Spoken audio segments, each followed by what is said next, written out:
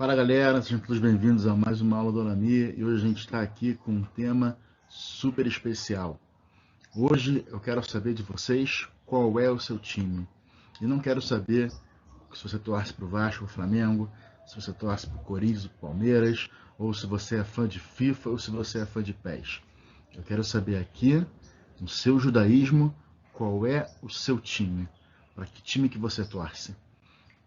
Qual é aquele que você faz coro e que você vai sempre nos estádios? Os estádios aqui a gente fala, obviamente, a sinagoga. De qual judaísmo você faz parte? Já parou para fazer essa pergunta? Alguma vez? Você já parou, pensou? Ué, eu sou judeu. Eu faço parte do povo judeu. E agora, qual a linha que eu sigo? Qual é a minha linha? Será que você se identifica com alguma delas? Então hoje a gente vai ver vários tópicos, entre eles o judaísmo ortodoxo, reformista, conservador, o reconstrucionista. A gente vai descobrir também quem é judeu de acordo com a Halahá, com a lei judaica, a diferença, né, entre os judeus ortodoxos, por que os judeus seculares eles também são considerados religiosos, e entre outras tantas coisas que a gente vai ver hoje muito interessante. Para começar, tem uma pequena piada que um judeu, uma vez ele estava navegando e o navio dele naufragou. O barco dele naufragou, ele estava sozinho e ele nadou até achar uma ilha deserta. E lá ele ficou um pouquinho naquela ilha até que apareceu o socorro. E quando chegou o socorro para resgatar aquele judeu, viu que ele tinha construído 2 sinagogas. E perguntaram para aquele judeu, mas vem cá, por que você construiu 2 sinagogas? Ele responde, essa aqui é a sinagoga que eu vou e aquela dali eu não piso nem morto. E essa, obviamente, é uma piada que a gente tem muito. Todo judeu ele tem isso, né? Eu frequento tal sinagoga, eu frequento tal linha religiosa e eu não quero nem saber da outra. E hoje a gente vai entender um pouquinho como é que isso funciona. Porque será que no meio de tantas linhas, será que os judeus eles entram em consenso em alguma coisa? Será que eles concordam com alguma coisa ou tudo é motivo de discussão? Tá interessado em saber? Então segue comigo aqui que hoje vocês vão descobrir tudo. O judaísmo ortodoxo. Vamos começar por esse ponto. Não porque eu sou ortodoxo, ou porque é melhor ou pior do que os outros, mas talvez porque ele seja o movimento mais antigo. De que maneira que ele é o movimento mais antigo?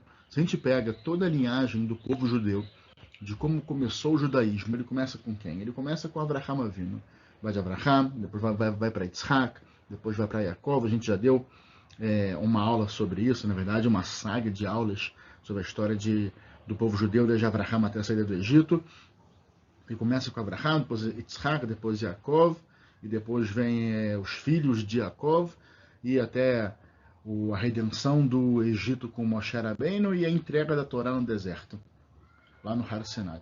Então, quando a Torá é entregue para o povo judeu, automaticamente todo o povo judeu se encontrava naquele momento e todos eles aceitam a religião judaica. Esse momento vamos chamar de religião judaica, embora naquela época eles não chamassem assim. Mas todos os judeus eles aceitam a religião judaica.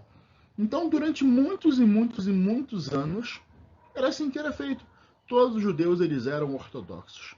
Tanto quando a gente fala num processo, quando a pessoa ela quer voltar para o judaísmo, ela quer voltar para o caminho correto, a gente chama de teshuvah. Teshuvah é uma das traduções que a gente tem, não é arrependimento somente, também é volta. Aí você pergunta, como é que eu volto da onde eu não vim? A gente volta porque quando começou esse conceito de teshuvah, as pessoas elas eram religiosas e elas, em algum momento da vida, elas poderiam fraquejar ou vacilar em algum ponto. Então, elas faziam teshuvah, elas voltavam para o estado inicial, que era o estado de religiosidade delas. Então, assim começou o judaísmo. Ele começa com um judaísmo ortodoxo, tá bom?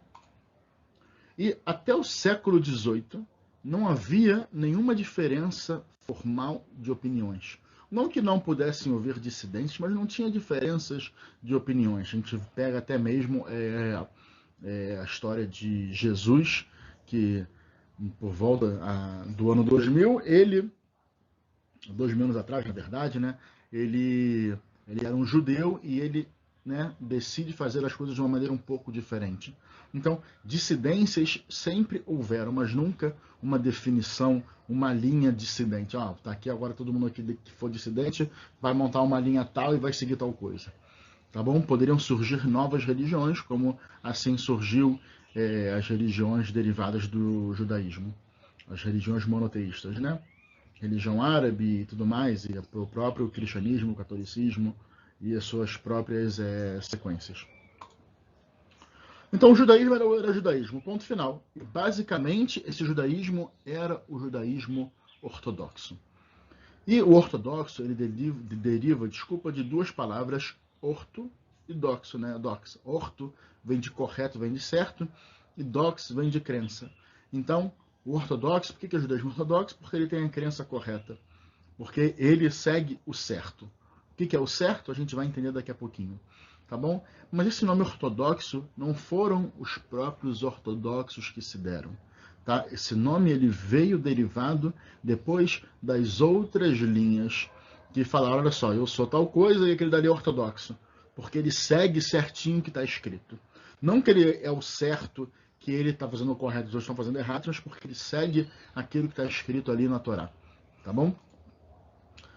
E até então, a gente tinha divergências, obviamente, de judaísmo, Ashkenazi, Sefaradi, da Europa Ocidental, da Europa Oriental, da parte, a parte árabe ali, né, a parte do norte da África, e Espanha, tudo mais. Aquela parte que a gente conhece são os Sefaradim, e o pessoal da Alemanha, Polônia, Ucrânia eram os Ashkenazim. Então, obviamente, ali tinham-se divergências, mas nunca de acordo, nunca relacionados à religião, e sim a costumes.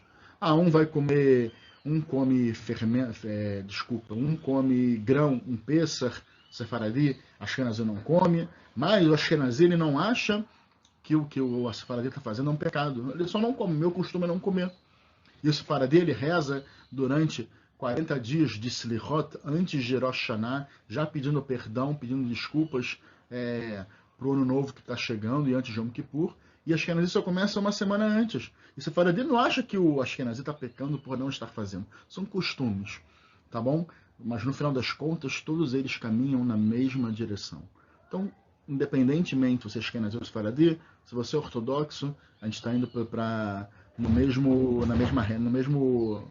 finalidade.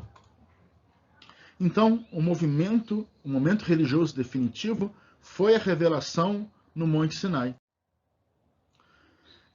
Então, como a gente falou, o momento definitivo, ele foi a revelação no Monte Sinai. Então, chegou no Monte Sinai, lá no Har Sinai, Deus entrega a Torá, entrega todas as leis, todo mundo aceita fazer e eles começam a cumprir as leis.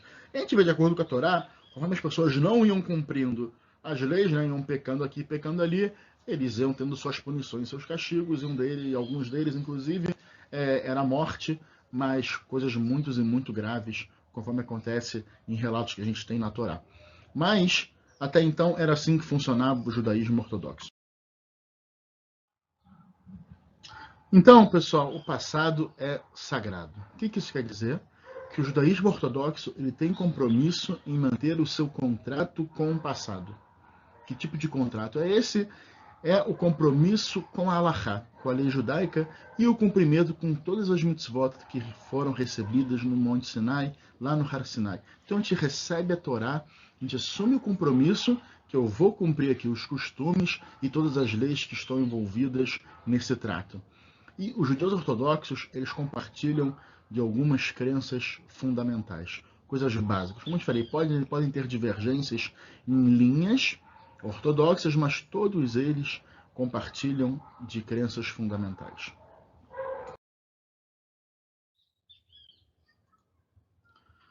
Deus ele entregou a Moshe toda a Torá no Har Sinai. Cada letra dos 5 livros que temos hoje é idêntica à original. A Torá é transmitida ao longo das gerações, é composta do texto escrito e da Torá oral, que posteriormente foi codificada como Talmud Agmará. As 613 mitzvot, juntamente com a legislação rabínica posterior, dizem respeito a todos os judeus igualmente, não importa onde vivam, o quanto a cultura tenha se modificado.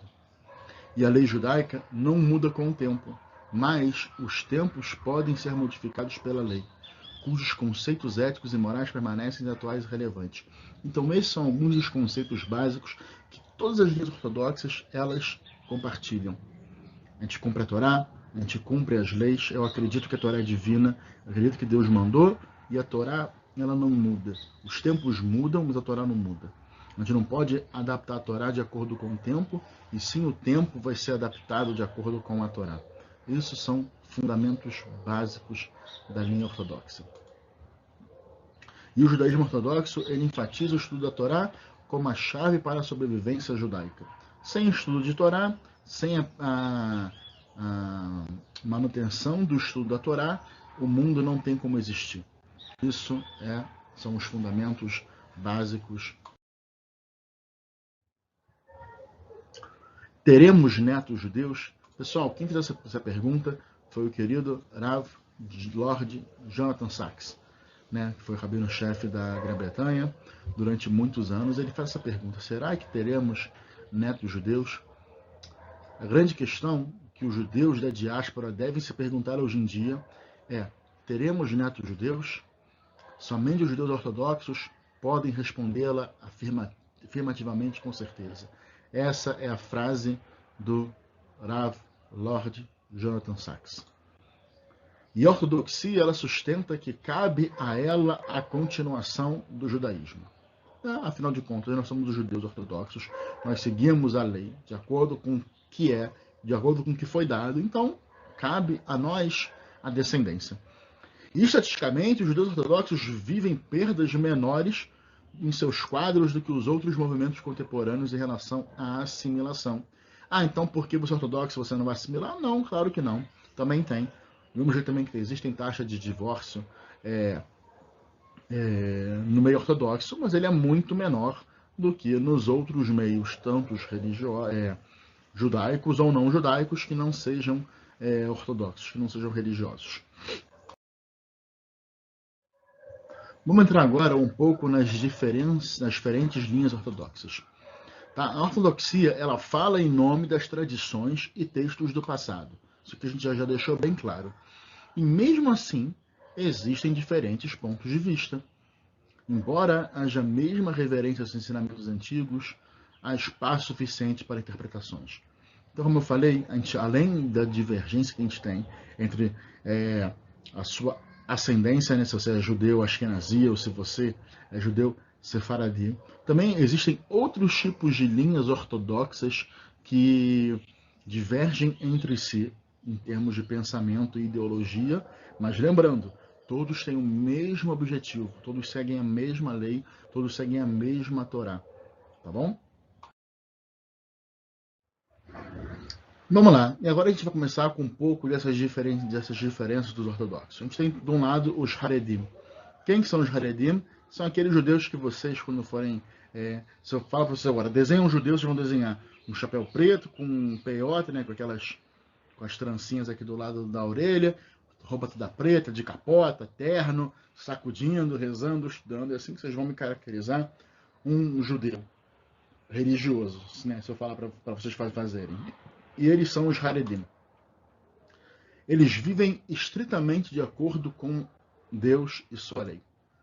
Às vezes eles são chamados de ultra-ortodoxos, como se você pudesse ser mais religioso que o religioso.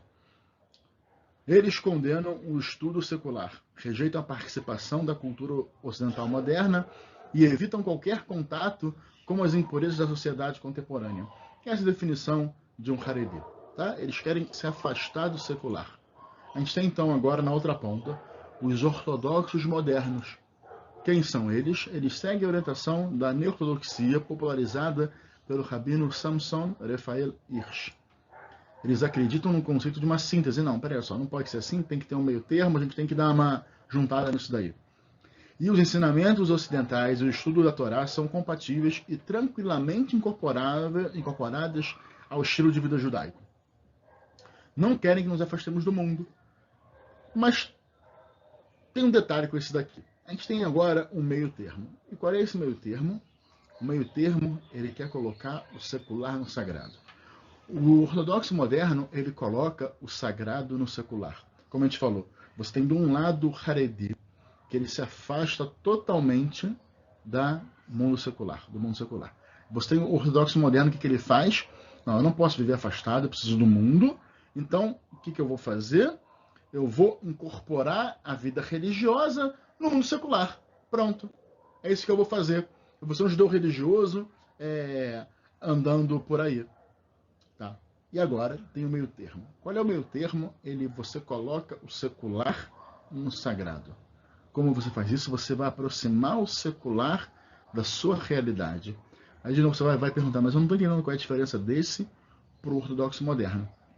O ortodoxo moderno é aquele que ele vai bater no peito, eu sou religioso, não importa o mundo afora, vou fazer o que eu quiser. Isso é bonito, isso é muito bonito. Eu vou botar minha equipa, meu tecido e vou para a praia. Porque eu sou ortodoxo, eu estou incorporando a vida religiosa no mundo ocidental. Eu vou para o restaurante, não kasher com meus amigos, e vou levar minha marmitinha kasher e vou comer com eles lá porque eu estou incorporando o religioso, o sagrado no secular.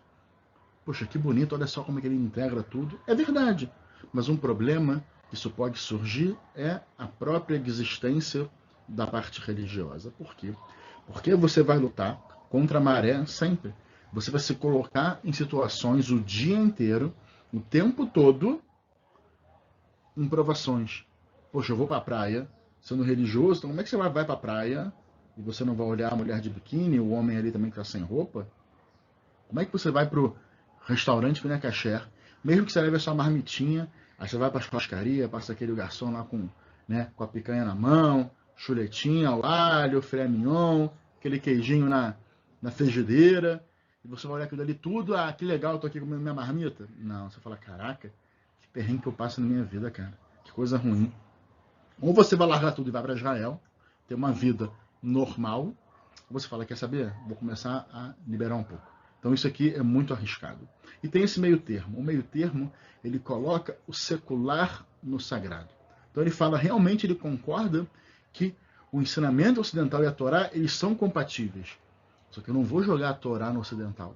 Eu vou trazer o ocidental para a Torá. Eu vou trazer o secular para a Torá. De que maneira? No trabalho. Nem que eu vou entrar no trabalho e vou ficar brigando com o meu chefe para fazer Shabbat. Eu vou entrar no meu trabalho, eu vou ser uma pessoa tão bom, eu vou ser um profissional tão capacitado, meu currículo vai ser tão grande e extenso, eu vou ser tão inteligente que meu chefe vai querer que eu fique naquele trabalho, independente da religião. Se eu virar para ele e falar que eu não posso ir na sexta-feira à noite, na sexta-feira à tarde eu preciso sair, beleza, pode ir embora. Não, eu tenho que faltar agora Rosh Hashanah, Yom Kippur, fica à vontade. Sukkot, Pesach, não importa.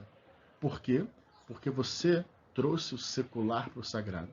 Você não jogou a sua vida na vida dele, você está puxando o secular para a Torá.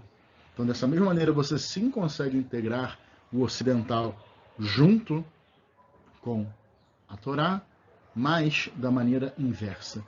Então, se você vai se reunir com seus amigos no restaurante, você não vai querer ir no restaurante tarefa e levar sua marmitinha kasher. Você vai chamar eles para o restaurante kasher. Se você quer que seus amigos na praia, então tá bom. Aqui no Brasil a gente não tem, né? Mas então você vai em praia separada, você vai numa praia deserta, você vai fazer de uma outra maneira. Você vai fazer da maneira mais correta possível. Então a gente fala que esse meio termo, ele é o mais correto. Ele é um meio com mais chance da gente ter sucesso, até mesmo do que os extremos. Porque a gente sabe que sempre que a gente vai para algum extremo na vida, nunca é bom. O próprio Rambam Maimônides já falava isso pra gente. Tá? Então, de um lado a gente tem aquele que quer se afastar do secular, o Haredi. A gente tem do outro lado o ortodoxo moderno, que ele quer aproximar o judaísmo do secular. A gente tem o meio termo, que quer trazer o secular para o judaísmo. A gente vai ver agora então uma outra linha, aqueles que chamam de judaísmo reformista. Esse movimento ele se iniciou na Alemanha lá no século XVIII com Moshe Mendelssohn, e ele é considerado o pai do iluminismo judaico. Na tentativa de integrar a comunidade judaica local europeia, Mendelssohn ele sugeriu algumas alterações na maneira de classificar o judeu e a religião. Então o que o Mendelssohn ele faz? Ele simplesmente pega algumas regras da Torá, algumas leis, alguns costumes, ele bota tudo numa mesa e ele começa a desmembrar. Mas como que isso funcionava? Imagina só que você era um judeu da Europa. Até então, esse conceito de religião, você é religião tal, não era tão forte. Mas, então, se você nascia na Alemanha, você era um alemão. Um alemão que praticava o catolicismo. Você era um alemão protestante. Tudo bem. Mas o judeu? Ele não era um alemão judeu, porque até então o judeu ele era membro de uma nação. O que uma nação tem que ter? Tem que ter terra, tem que ter lei e tem que ter um povo. Ou seja, o povo judeu, a lei é a Torá e a terra de Israel. Só que, nesse atual momento, a gente não tem a terra de Israel. Lembra que até então o judaísmo ele não é visto como uma religião. Não sei dizer, era uma civilização, uma seita, eu não sei como é que a gente vai definir isso. Mas era o judeu, ele era membro dessa nação judaica que tinha esses três pilares. Só que a partir do momento agora que você não tem mais a terra de Israel, sobrou o quê? A lei e o povo. O povo tem, mas está espalhado pelo mundo. E a lei agora tem um problema, porque a lei, existem certas regras, certos costumes e certas próprias leis que a gente só pode cumprir na terra de Israel. Então agora que a gente não tem a terra de Israel, que a gente não tem nem o templo mais lá na terra de Israel, algumas leis não podem ser cumpridas. Então a gente tem que dar uma desmembrada nesse assunto. A gente tem que quebrar um pouco essa opção. Então vem o Menes e ele fala, olha só. Então você, o judeu, o que tem um judeu? O judeu ele tem regra, ele tem lei, ele tem costume, ele tem cultura, tem gastronomia, tem isso tudo. Se você pensa agora, só falo para vocês, me fala um prato típico de Israel. Deixa eu falar falafel, shawarma, não vamos entrar agora no mérito ser israelense, ser prato árabe, enfim. É o que você vai lembrar agora de Israel. Se você botar foto de Israel, vai ter sempre ali um falafelzinho de Israel. Então vamos dizer que falafel é um prato da gastronomia israelense, como a feijoada é um prato da gastronomia brasileira, embora o Brasil seja um país continental, onde cada região vai ter, mas a gente fala que, no geral, né, todo mundo conhece feijoada, é um prato brasileiro. E você vai ver o sushi, que é um prato japonês, todo mundo bota que a pizza em massa é um prato italiano, vai falar que o cachorro quente é americano, enfim, cada coisa no seu lugar. Então você vai virar e falar assim, bom, eu tenho aqui o costume da gastronomia, eu gosto da gastronomia judaica, eu gosto de comer falafel, eu curto a música judaica, eu curto o humor judaico, eu faço um monte de coisas que um judeu faz ou que um judeu faria, porém, eu não me identifico, eu não tenho mais, desculpa, a parte da nação judaica. Eu não moro mais em Israel. Então o que você faz? Opa, você pegou o judaísmo agora e você deu opções. Então eu posso fazer tudo e não nascer em Israel, e não viver em Israel, e não ter Israel comigo, e eu sou um judeu. Então agora eu posso ser um judeu alemão. Mas de que maneira que ele faz isso? Ele desmembra o judaísmo como essa nação, como esse povo, ele bota como uma religião. Então a partir do momento que agora o judaísmo ele virou uma religião, onde a gente hoje em dia só tem as leis, porque eu não posso mais fazer a parte prática na terra de Israel, então se eu só tenho agora as leis e a parte de culto, a parte religiosa, então agora virou uma religião. Então agora eu posso sim ser um alemão judeu. Eu sou um alemão, porque eu nasci na Alemanha e minha religião é uma religião judaica. Mas qual é o problema quando ele faz isso? A partir do momento que ele abre esse leque de opções e você tirou toda a parte da cultura, porque esse judeu alemão, o que ele tem? Ele vai ter a gastronomia alemã, ele vai ter a cultura alemã, ele vai ter o humor alemão, ele vai ter a dança alemã, ele vai ter o filme alemão, ele vai ter tudo alemão na vida dele e só a religião judaica. E isso é judeu. Só que quando ele faz isso, a pessoa fala, peraí, então agora eu posso fazer o inverso. Eu posso tirar a religião judaica de todo esse meu bolo, desses ingredientes aqui do meu prato, vou tirar a religião judaica e vou colocar a religião católica. Só que eu vou manter os costumes judaicos. Eu vou gostar da comida judaica, eu vou ouvir música judaica e vou frequentar centros judaicos e tudo mais. Estou ligado ao judaísmo, mas eu não sou judeu, ou sou judeu, mas eu não quero a religião judaica. E quando ele faz isso, ele inicia o reformismo. Por quê? Porque você agora tirou as leis. Agora, então, eu posso botar a lei que eu quiser. A partir do momento que você desmembra isso. Então, não sei se era essa a intenção dele, mas de repente ele deu um tiro no pé, tentou ajudar e acabou piorando. Em 1875, ocorreu o primeiro seminário rabínico norte-americano em Cincinnati, Ohio. E no início, o judaísmo reformista ele era um rebelde radical. No banquete de honra dos primeiros graduados foi servido camarão. Tá, pessoal? Isso aqui não é mentira, não é história, não é lorota, isso é verdade. Se vocês pesquisarem, vocês vão achar isso. E realmente foi assim que aconteceu.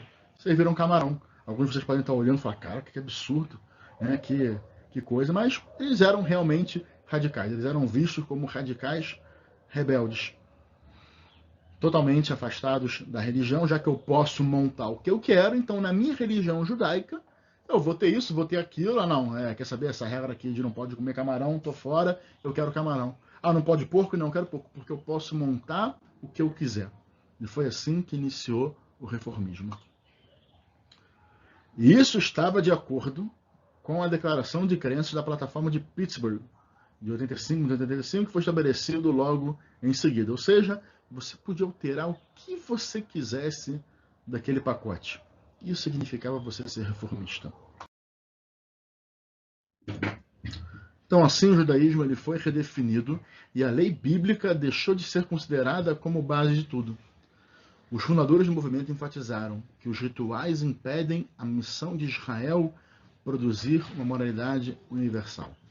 O ritual simplesmente era menosprezado e visto como uma prática que isola desnecessariamente os judeus de seus vizinhos. Entre os esforços para atender a uma sociedade livre e aberta, a atração da modernidade e o desejo de uma aceitação maior, o reformismo passou por diversos estágios. Tá bom? Então isso que eu falei até agora para vocês do reformismo, tá? Vocês podem estar olhando assim, caraca, mas peraí, o reformismo que eu sigo não é esse daí que você está falando, é verdade. Mas o movimento ele começou dessa maneira. E ao longo do tempo ele passou por várias etapas.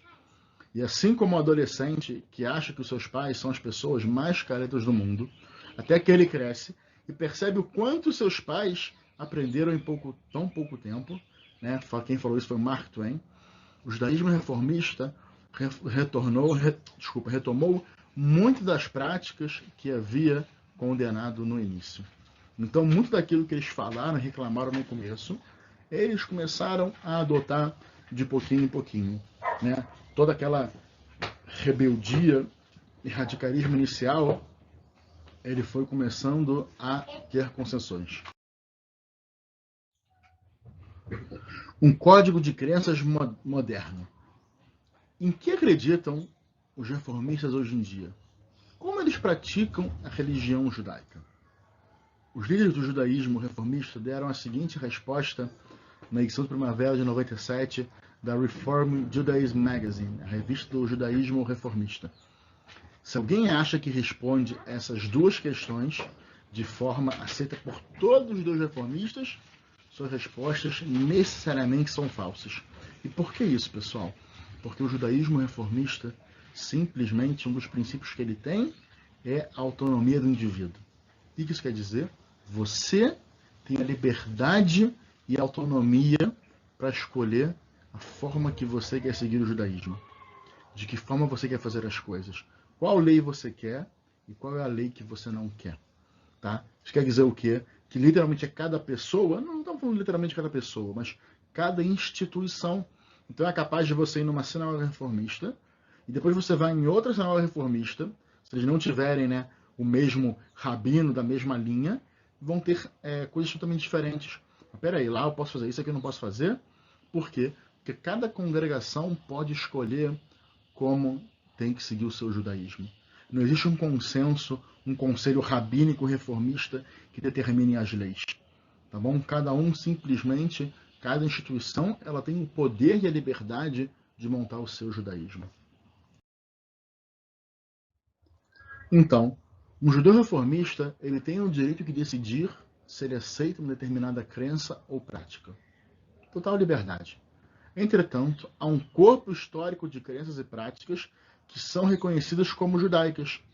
Tá? Certas situações e certos costumes são reconhecidos como judaicos. E os judeus têm sobrevivido a séculos de exílio e perseguição. Os reformistas diferem dos ortodoxos, pois reconhecem que a sua herança sagrada tem se desenvolvido e se adaptado através dos séculos e que deve continuar assim. Eles aceitam e encorajam o pluralismo. Tá bom? Hoje a gente está pegando basicamente o judaísmo ortodoxo e o judaísmo reformista. São grandes linhas que tem, mas não são todas. A gente vai ver, não nessa aula, porque não vai dar tempo, na próxima aula a gente vai dar essa continuação. Tá bom? Então, basicamente, assim é o judaísmo reformista. Cada um escolhe, ele pode escolher o que ele quer fazer, que ele concorda que algumas tradições realmente são milenares e que vale a pena ser lembradas. Não quer dizer que elas têm que ser mantidas e feitas, pelo menos da maneira correta, tá bom? Mas isso difere totalmente do judaísmo ortodoxo. Então, a disposição do judaísmo reformista em reformar e alterar o judaísmo baseia-se na crença de que a Torá não foi escrita por Deus. Para os reformistas, a Torá não é uma coisa divina. O que ela é? É um ensinamento simplesmente que foi escrita por diferentes fontes e redigida em conjunto. Essa é a ideia do reformista em relação à Torá. Os mandamentos, que não teriam sido ordenados literalmente por Deus, exercem pouca ou nenhuma influência sobre os reformistas, a menos que eles optem voluntariamente por cumpri-los. Ou seja, ele pode cumprir o Shabat de maneira correta? Pode, mas isso não é obrigatório porque eles não acreditam que a Torá foi entregue por Deus, foi feita por Deus e que as leis são divinas. Então, se elas não são divinas, se não foi Deus que fez a Torá, a gente pode sim escolher fazer ou não cada situação e cada coisa. É engraçado porque se você for fazer hoje uma pesquisa, grande parte dos recém-rabinos formados, reformistas, eles têm adaptado alguns pontos, vamos dizer assim, ortodoxos nas suas vidas, como kashrut, shabat, velas, cera de peça, algumas coisas que eles não faziam, que culturalmente a linha não faz, algumas pessoas têm feito. Talvez não da maneira completa, não da maneira mais ortodoxa possível, mas eles sim têm dado um valor a mais hoje em dia do que antigamente tinha se dado. Lembra que eu falei, quando o movimento ele surge como uma dissidência totalmente radical, onde eles queriam fazer tudo e qualquer coisa que eles quisessem. E com o tempo eles foram se reformando e alterando algumas coisas, eles estão até hoje em constante mudança. E para a gente poder finalizar hoje, a gente vai ver como eles estão tão perto e também eles estão tão longe. Tem dois assuntos que eles criam uma barreira quase intransponível entre o judaísmo ortodoxo e o judaísmo reformista.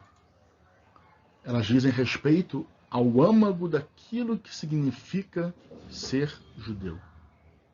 Afinal de contas, para os ortodoxos, ser judeu é uma coisa, e para os reformistas, ser judeu é outra coisa. E aqui, pessoal, a gente não percebe, mas nisso está em jogo o futuro do povo judeu. Porque, infelizmente, a gente só tem uma resposta correta para essa questão. E você quer saber qual é essa resposta? A gente vai ver na nossa próxima aula.